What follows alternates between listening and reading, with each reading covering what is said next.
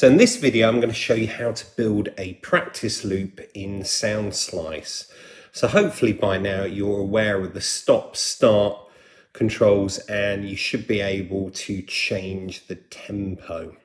So let's assume that we want to practice this fast section here, this bar. So I can highlight this and it will just play on loop.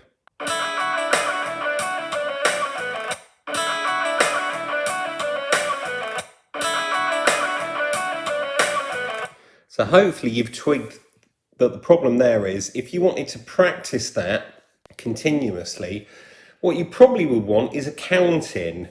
And when you just loop the segment, there isn't a count in. So unless you're playing directly from the beginning, you're not going to get a count in. So here we can see it does it again, it just goes back. So what we can do is once we've found our little section that we want to practice and loop, we can just grab that. We go down to the bottom here to the cog. This is the settings. And if we just see where it says play options, play with counting. We just want to click on that.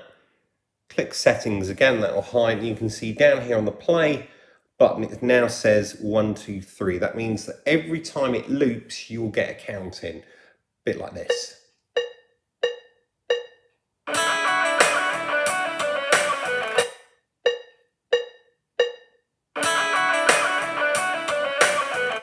Okay, so it should make it much easier to create little practice loops. So the one thing you have to remember is then once you're not doing the practice loop segment is to go back to the settings and unclick it, okay?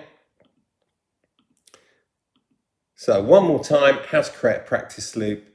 Select the segment that you want to practice. Go to the cog in the bottom right-hand corner, play options, and play with counting and just make sure it's ticked. Click the settings again and you're ready to go.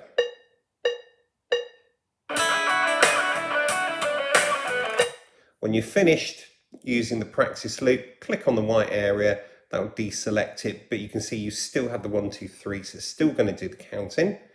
So you now want to come back to settings by clicking the cog, play options, make sure that play with counting is unclicked, and then click settings again and you're all good to go.